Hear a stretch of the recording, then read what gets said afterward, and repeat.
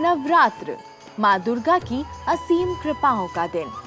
हिंदू धर्म में नवरात्रों का विशेष महत्व है। नवरात्र शब्द नव अहोरात्र से बना है,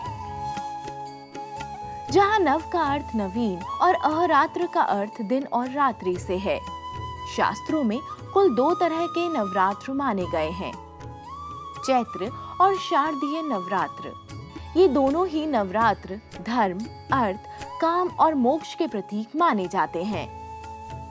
चैत्र शुक्ल में रबी यानी गेहूं की फसल, शारदीय नवरात्र में धान की फसल, नए नए अन्नों से, नई नई चीज़ों से माता शक्ति की जो हम आराधना करते हैं, पूजा करते हैं, उसी का नाम है, उसी पर्व का नाम है नवरात्र।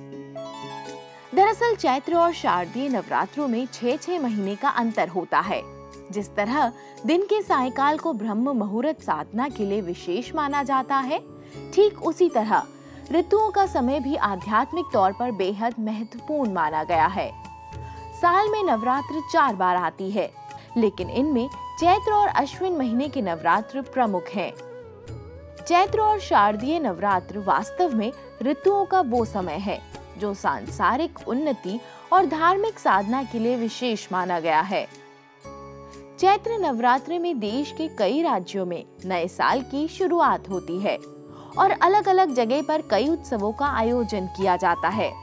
इस समय पर महाराष्ट्र में गुड़ी पड़वा और आंध्र प्रदेश, कर्नाटक में उगाड़ी पर्व की धूम देखते ही बनती है। चैत्र नवरात्रि की शुक्ल पक्ष के 8 दिन बाद शुक्ल नवमी का पावन पर्व पूरे देश में धूमधाम से मनाया जाता है। ये त्योहार राम जन्मोत्सव का दिन है, जो राम नवमी के नाम से जाना जाता है। वहीं अश्विन महीने का नवरात्र पर्व अधर्म पर धर्म की विजय का प्रतीक है, जिसमें राम ने धर्म के रूप में रावण रूपी अधर्म का नाश किया था। वैज्ञानिक तौर पर भी चैत्र और शारदीय नवरात्र का हमारे जीवन पर खास असर होता है।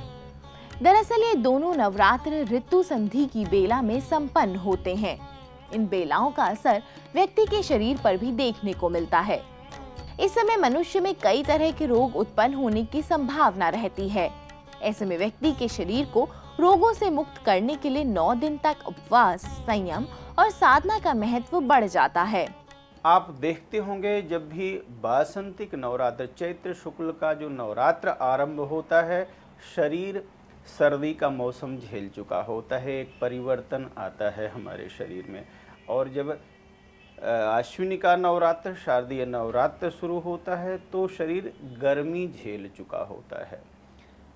देव प्राण जब जब कमजोर पड़ता है, तब तब हम नवरात्र व्रत का पालन करते हैं, पूजन करते हैं, ताकि हमारे घर की नेगेटिव वाइब्रेशंस दूर हो, हमारे शरीर में जो ऊर्जा कम हो गई है।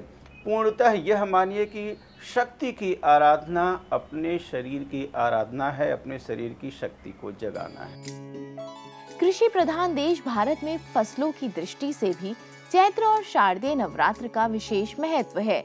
चैत्र में आषाढ़ी फसल यानी गेहूं, जौ और अश्विन महीने में श्रावणी फसल, धान तैयार होकर घरों में आने लगती है।